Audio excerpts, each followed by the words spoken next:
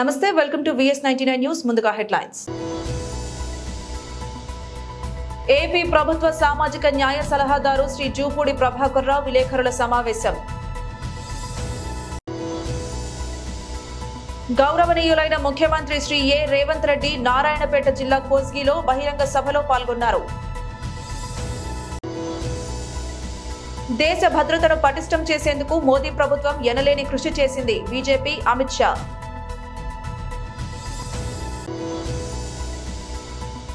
CM Revanth రెడ్డిపై మాజీ మంత్రి సింగిరెడ్డి నిరంజన్ రెడ్డి వ్యాఖ్యలు బీఆర్ఎస్ పార్టీ. కుప్పంలో ఇన్నాళ్లు చంద్రబాబును గెలిపించారు, ఈసారి నన్ను గెలిపిస్తారా అంటూ నారా భువనేశ్వరి చేసిన వ్యాఖ్యలు రాజకీయంగా చర్చనీయాంశమయ్యాయి. అవి సరదాగా చేసిన వ్యాఖ్యలోని భువనేశ్వరి స్పష్టం చేసినప్పటికీ వైసీపీ నేతలు ప్రెస్ మీట్లు పెట్టి మరీ స్పందిస్తున్నారు. ఏపీ ప్రభుత్వం సామాజిక న్యాయ సలహాదారు జూపూడి ప్రభాకర్ రావు కూడా మీడియా సమావేశం నిర్వహించారు. ఈ వ్యాఖ్యలు చూస్తుంటే చంద్రబాబు అసెంబ్లీ ఎన్నికల నుంచి తప్పుకుంటున్నాడా అంటూ జూపూడి సందేహం వెలిబుచ్చారు. అదే నిజమైతే నాడు అసెంబ్లీలో వెక్కి వెక్కి ఏడుస్తూ మళ్లీ ముఖ్యమంత్రిని అయితే తప్ప సభలో అడుగు పెట్టనని నువ్వు చేసిన శపథం ఏమవుతుందో చూసుకో, మీ ఆవిడతో దాన్ని పూర్తిస్తానంటే పూరించుకో, మాకెలాంటి అభ్యంతరం లేదు. నువ్వు ఆ నియోజకవర్గం నుంచి పారిపోతున్నదే నిజమైతే ప్రజలకు సమాధానం చెప్పాలి.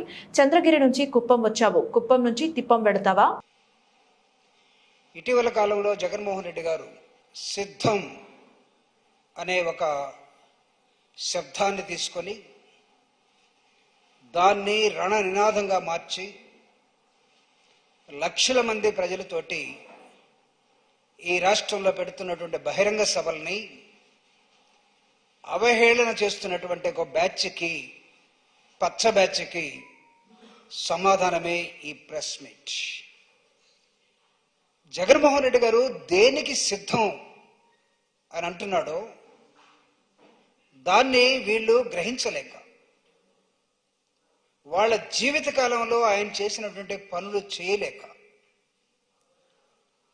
ఆయన్ని వ్యతిరేకించడమే ఏకైక మార్గంగా ఎంచుకుని ప్రజల్ని తప్పుదోవ పట్టించే మార్గంలోకి వస్తున్నటువంటి ఈ పచ్చ బ్యాచ్కి మేము అడుగుతా ఉన్నాం, మేము సిద్ధం అంటే పక్కన యాడ్జెక్టివ్ చేర్చుకొని మేము కూడా సిద్ధమే, మేము కూడా సంసిద్ధమే అనే వీక్ గొంతుతోటి మీరు మాట్లాడుతున్న విధానమే ప్రజలు అర్థం చేసుకున్నారు.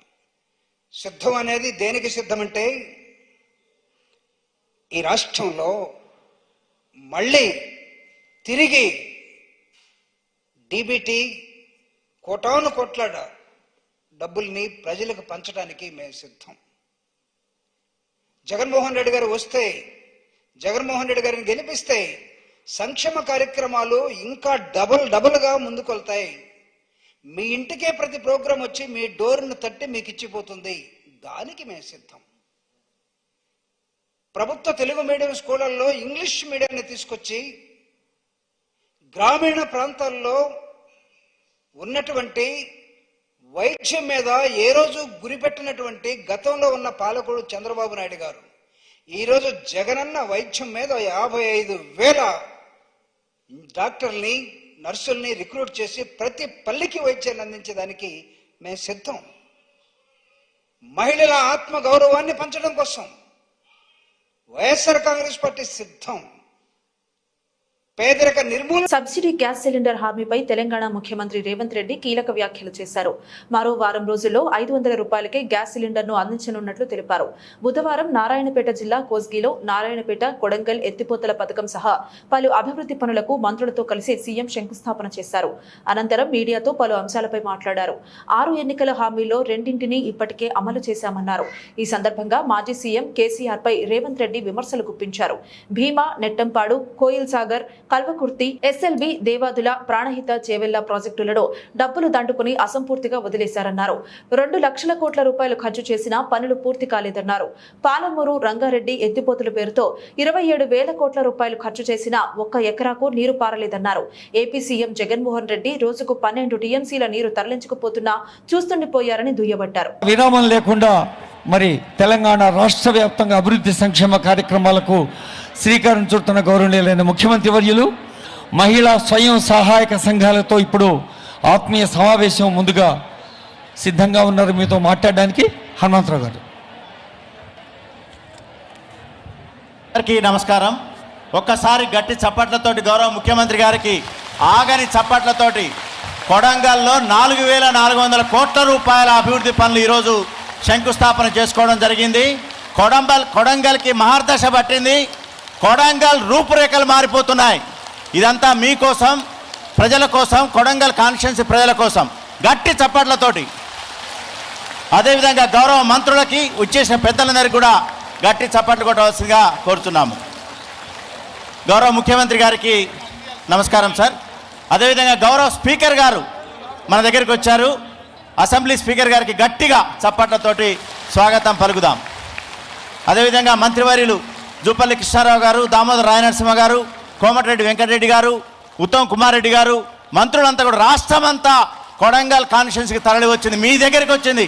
గట్టి చప్పట్లతోటి వారికి అందరికి కూడా స్వాగతం పలుకుదాం. గౌరవ ముఖ్యమంత్రి గారికి సార్, కొడంగల్ కాన్స్టిట్యున్సీ మీ ప్రజలు, మీ కాన్స్టిట్యున్సీ మహిళలు మీతో మాట్లాడాలని, మీతో పరిచయం ఉన్న మహిళలు కూడా మీతో మాట్లాడాలని మధ్యాహ్నం నుంచి కూడా వాళ్ళు తహతహలాడుతున్నారు సార్. మొదటగా పేరుకి 5 ఎకరాల ఆసామి, కానీ 7 బోర్లు వేసినా నీటి చుక్క రాలేదు కదా, అప్పుల పాలైన కుటుంబం. అది గతం. సంఘంలో చేరి 20,000 చిన్న అప్పుతో కిరాణా మొదలుపెట్టి వ్యాపారస్తురాలుగా ఎదిగి పల్లవి అనే బ్రాండ్ తోటి ఇప్పుడు నెలకి 30,000 రూపాయలు సంపాదిస్తున్న వైనం ఆమె మన గొల్ల శ్రీదేవి గారు, పీరంపల్లి గ్రామం, కలికిచెర్ల మండలం. గట్టి చప్పట్లతో వారిని మాట్లాడవలసిందిగా కోరుతున్నాం. సభకి నమస్కారం. మన ముఖ్యమంత్రి గారికి ధన్యవాదాలు. మా ఆత్మీయుల సమ్మేళనకు మా మహిళలతోని మాట్లాడడానికి ఇక్కడికి విచ్చేసినందుకు మా మహిళలందరూ చాలా అదృష్టవంతులు సార్. మిమ్మల్ని ఇంత దగ్గర నుంచి చూడడం అంటే కూడా అసలు మాకు ఈ అవకాశం వస్తుందని కూడా మేము అనుకోలేదు. ఈ అవకాశం ఇచ్చిన అందరికీ మాకు హృదయపూర్వక ధన్యవాదాలు. నా పేరు శ్రీదేవి సార్, వికారాబాద్ జిల్లా కులక్చెర్ల మండల్, పీరన్పల్లి నాది. నేను చిన్న సంఘంలో 2006లో జాయిన్ అయ్యాను సార్. అక్కడ సంఘాల మొత్తము అప్పులు తీసుకొని ఎదుగుతుంటే వాళ్ళని చూసి నేను ఎందుకు ఎదగలేను, ఎలాగో నాది మధ్యతరగతి కుటుంబం కదా, నేను ఎందుకు ఎదగలేను అని అందులో అప్పు తీసుకొని చిన్నగా వ్యాపారం చేసుకున్నాను సార్. కిరాణం షాపు నుంచి ఇప్పుడు నేను చాలా పెద్ద ఎత్తుకు ఎదిగాను సార్. నాతో పాటు ఒక 2-3 ఉపాధి కూడా కల్పిస్తున్నాను. 20,000తో స్టార్ట్ చేసిన నా బిజినెస్ ఇప్పుడు 8 లక్షల దాకా వచ్చింది సార్. అది నేను ఇప్పుడు కులక్చెర్ల కూడా నేను వెళ్ళి వాళ్ళకి ఆర్డర్లు తీసుకోవడం మానేసి వాళ్ళే ఇప్పుడు నాకు ఫోన్లు చేసి ఆర్డర్లు చెప్తున్నారు సార్, మీరు ఇద్దే చేయండి అద్దే చేయండి అని. అలా ఈ సంఘాల ద్వారా అప్పు తీసుకొని నేను చిన్న సంఘాలు తీసుకున్నాను, గ్రామ సంఘంలో, మండల సమాఖ్యలో, బ్యాంకులో ఏ అప్పు కూడా నేను సంఘాల్లో వదలలేదు సార్. ప్రతి ఒక్క అప్పు తీసుకొని ఇప్పుడు ఈ స్థాయికి ఎదిగి నా పిల్లల్ని కూడా మంచి చదువులు చదివిస్తున్నాను సార్. పెద్ద పాప పీజీ చేసి జాబ్ చేస్తుంది సార్, సెకండ్ పాప బీటెక్, థర్డ్ బాబు సెకండ్ ఇయర్ సార్. అది నారాయణ కాలేజీలో చదివిస్తున్నాను సార్. మంచి చదువులు చదువుతున్నారు మా పిల్లలకు. ఆస్తులు అయితే ఏమి సంపాదించలేదు సార్, కాకపోతే మా పిల్లలకు మంచి చదువులు మాత్రం ఇస్తున్నాను సార్. ఇది నా ఎదగడం సార్. నేను శ్రీ రామలింగేశ్వర సిరిధాన్యాల రైతు ఉత్పత్తుల సంస్థ చైర్పర్సన్ని సార్. మా దగ్గర ఎఫ్పీజీలు వచ్చేసి 135 ఉన్నాయి సార్. అక్కడ సార్ నా మ్యారేజ్ కానప్పుడు 10th చదివినా సార్. మ్యారేజ్ అయినాక మా ఆయన డిగ్రీ దాకా చదివించిండు సార్. అవునా? అవును సార్. ఏం పేరమ్మా మీ ఆయన పేరు? రమేష్ సార్. రమేష్. అవును సార్. మంచోడమ్మా, పెళ్ళైనాక కూడా భార్యను చదివించిండు సార్. ఇంటిని అంతా బాగా చేస్తున్నాడు అంటే అభినందనలు అమ్మా మీ కుటుంబానికి. పిల్లల్ని కూడా బాగా చదివించుకో, చదువుకుంటేనే భవిష్యత్తు ఉంటుంది. నువ్వు బాగా గుర్తించినావు, మంచిగా ప్రోత్సహించు పిల్లల్ని. ఓకే అమ్మా, థ్యాంక్ యూ సార్.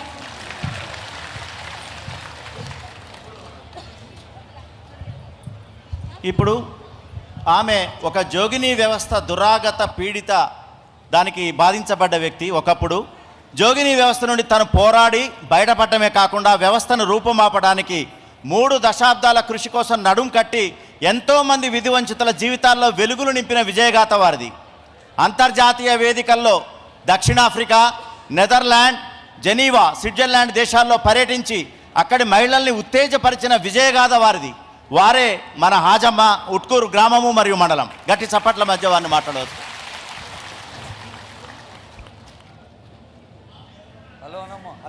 హలో. మా ముఖ్యమంత్రి గారికి, అదేవిధంగా వేదిక మీద ఉన్న పెద్దలకి, ఇక్కడున్న మా మహిళలందరికీ, అధికారులకి, ప్రజాప్రతినిధులు మొత్తంకి పేరు పేరున ధన్యవాదాలు తెలియజేసుకుంటున్నా. నిజంగా ఒకప్పుడు నన్ను జోగిన్ చేశారు. జోగిన్ చేసిన తర్వాత నేను సంఘంలో ఒక మహిళా సంఘంలో చేరిన తర్వాత నేను జోగినిగానే చేరాను. మా సంఘమే జోగినీలు ఉన్నారు, మొత్తం 15 మంది జోగినీల సంఘం. చేరిన తర్వాత నేను ఖచ్చితంగా ఎట్లయినా కానీ సంఘంలో చేరాను. అప్పటికి జోగినిగా నాకు 2 పిల్లలు, కానీ నన్ను జోగిని అంటున్నారు. నేను పెళ్లి చేసుకోవాలని ఒక సంకల్పంతో నేను పెళ్లి చేసుకున్నా. అదే ఊరి అబ్బాయిని, ఇంటర్మీడియట్ అబ్బాయిని చేసుకున్నా.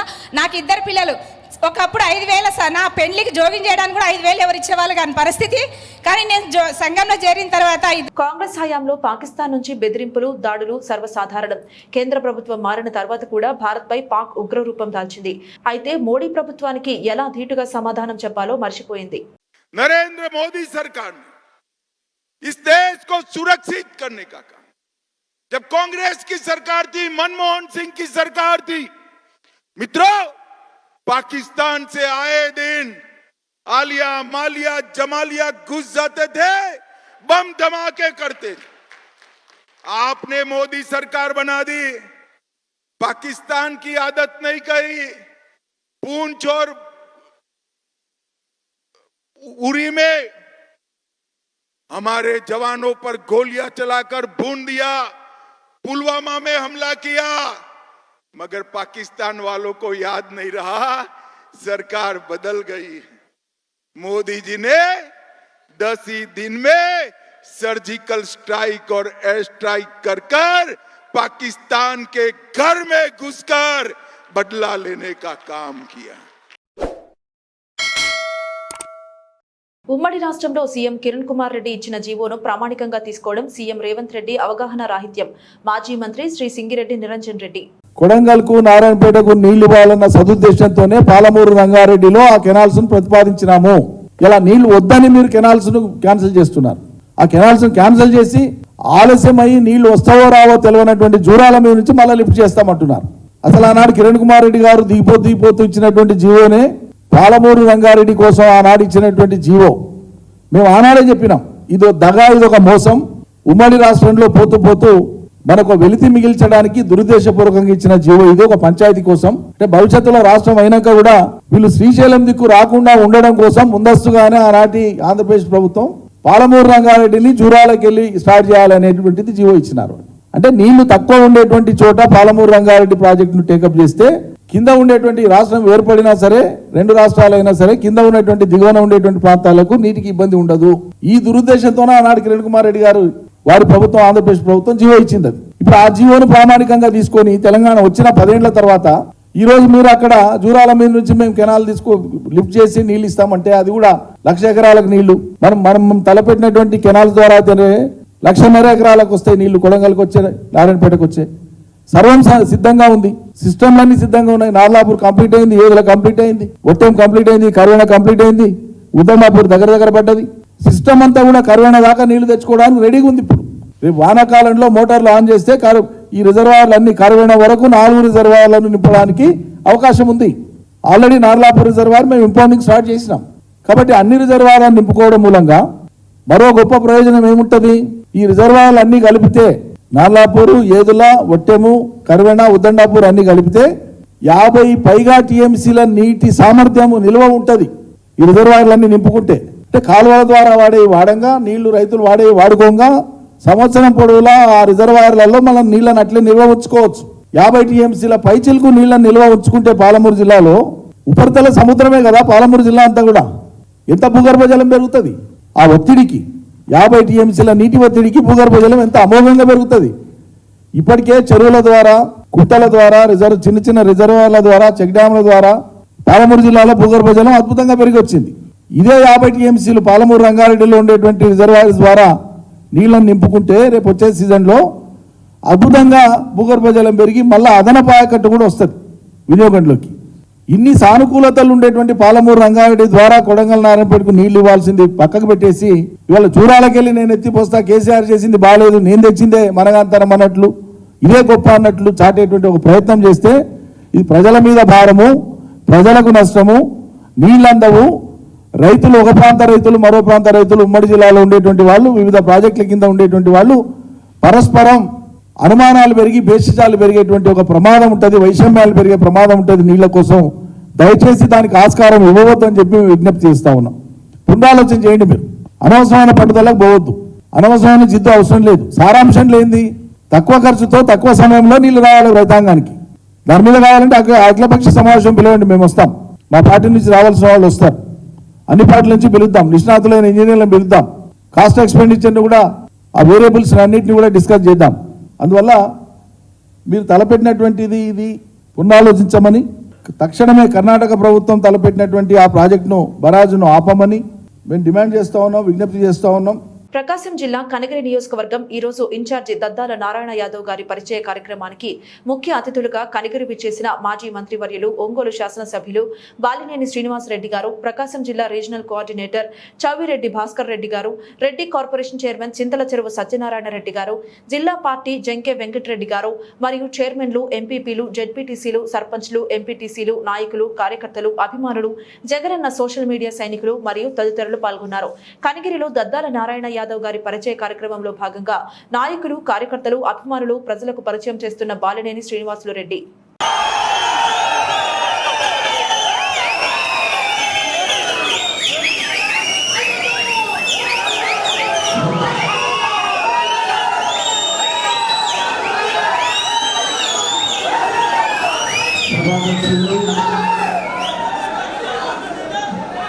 కనగిరి మున్సిపల్ చైర్మన్ సోదరు లఫూర్ గారికి, వెలుగులోంచిన ప్రకాశం మన నెల్లూరు జిల్లా రీజనల్ గవర్నర్ శ్రీ భాస్కర్ రెడ్డి గారికి,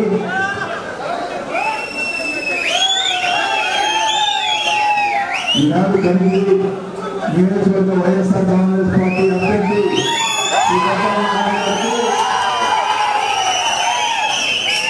ప్రజలు జిల్లా అధ్యక్షులు ఏపీఐసి చైర్మన్ శ్రీ జంకే వెంకటరెడ్డి గారికి, రెడ్డి కార్పొరేషన్ చైర్మన్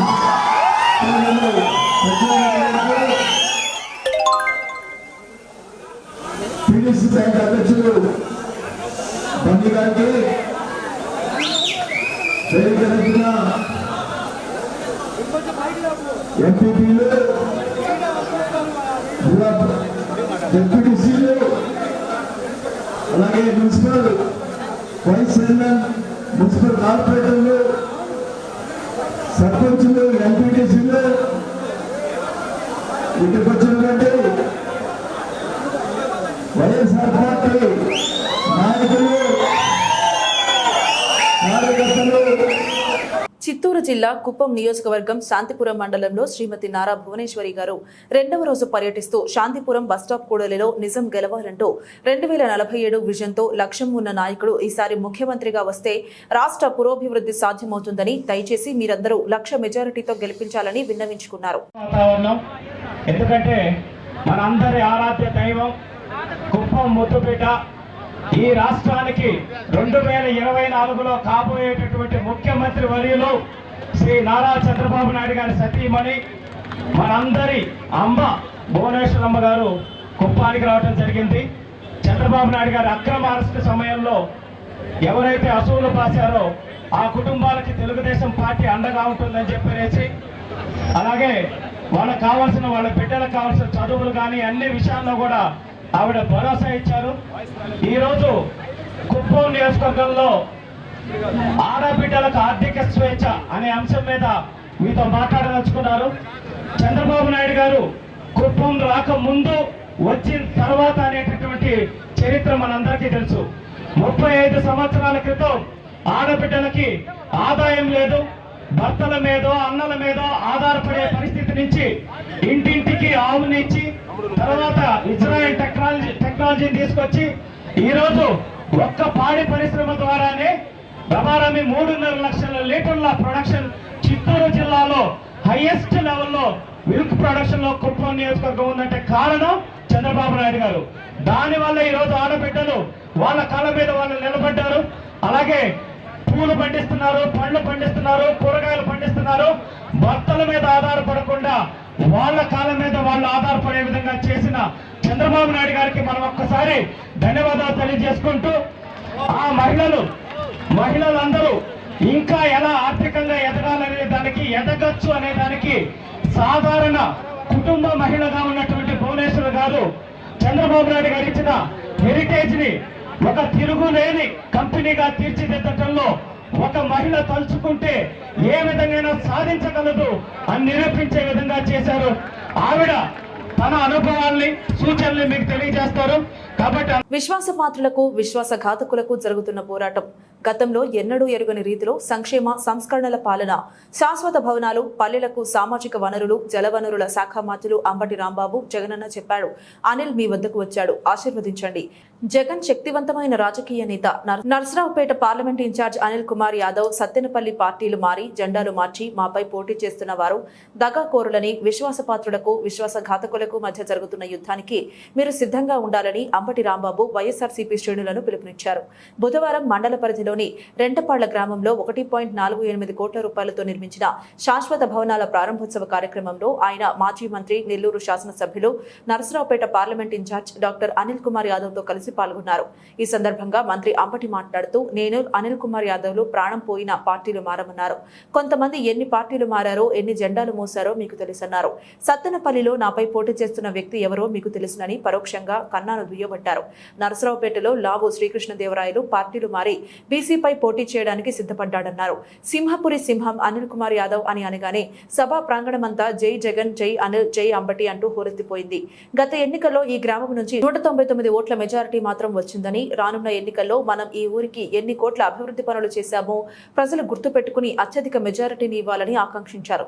జగన్మోహన్ రెడ్డి చొక్కాను మడత పెట్టుకుంటూ యుద్ధానికి సిద్ధమవుతుంటే తెలుగుదేశం పార్టీ నేతలు కుర్చీలు మడత పెట్టుకుంటూ సీట్లు ఖాళీ చేసుకుంటూ వెళ్లిపోతున్నారని విమర్శించారు.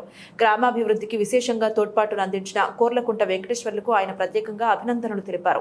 ముమ్మిడివరం పోలీసులు అదుపులో ఆవులను దొంగిలించి కబేడాకు తరలిస్తున్న ముఠా. ముమ్మిడివరం మండలం కొత్తలంక గ్రామానికి చెందిన పెద్దిరెడ్డి సత్యబాబు తనకు చెందిన పుంగనూరు గిత్త మాయమవడంతో పోలీసులకు ఫిర్యాదు చేసి బంధువులతో కలిసి గాలింపు. ఈ క్రమంలో తాళ్లరేవు మండలం సుంకరపాలెం గ్రామంలో ఓ కబేడాలో తనకు చెందిన ఆవును గుర్తించిన సత్యబాబు పోలీసులకు సమాచారం. సంఘటనా స్థలానికి చేరుకున్న ముమ్మిడివరం పోలీసులు విచారించి ఆవును అమ్మిన మురవళ్లకు చెందిన బొడ్డు బుజ్జయ్య, అతని కుమారుడు బాబీ, ఆవును తరలించేందుకు సహకరించిన వ్యాను డ్రైవర్ ఆకుల రాజేష్ ను, కబేడా నిర్వాహకుడు షేక్ జొజ్జెల్లాలను అదుపులోకి తీసుకుని పుంగనూరు గిత్తను, వ్యాన్ను ముమ్మడివరం పోలీస్ స్టేషన్ కు తరలింపు. కేసు నమోదు, దోషులపై కఠిన చర్యలు తీసుకోవాలని బీజేపీ, విశ్వ హిందూ పరిషత్ నాయకులు డిమాండ్ చేశారు. ముమ్మిడివరం పోలీసులు స్టేషన్ వద్దకు చేరుకున్న నాయకులు హిందువులు పవిత్రంగా పూజించే గోవులను వధ చేయడాన్ని తీవ్రంగా ఖండించారు. కాపులపాలెంలో అనధికార కబేళాపై ఇప్పటికే కోరంగి పోలీస్ స్టేషన్లో ఫిర్యాదు చేయడం జరిగిందని, ధనదాహంతో రహదారిపై తిరుగుతున్న శాలలో ఉన్న ఆవులు, ఆంబోతులను దొంగిలించి కబేళాలకు తరలిస్తున్న వారిపై, కబేళాల నిర్వాహకులపై కఠిన చర్యలు తీసుకోవాలని డిమాండ్ చేశారు. వార్తలు ముగించే ముందు హెడ్లైన్స్ మరోసారి. ఏపీ ప్రభుత్వ సామాజిక న్యాయ సలహాదారు శ్రీ జూపూడి ప్రభాకర్ రావు విలేకరుల సమావేశం. గౌరవనీయులైన ముఖ్యమంత్రి శ్రీ ఏ రేవంత్ రెడ్డి నారాయణపేట జిల్లా కోస్గిలో బహిరంగ సభలో పాల్గొన్నారు.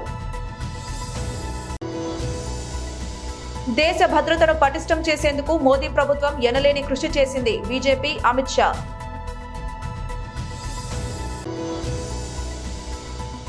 సీఎం రేవంత్ రెడ్డిపై మాజీ మంత్రి సింగిరెడ్డి నిరంజన్ రెడ్డి వ్యాఖ్యలు. BRS party. ఇది ఇవాల్టి బులెటిన్. మరొక బులెటిన్లో మళ్ళీ కలుద్దాం. అంతవరకు సెలవు. నమస్కారం.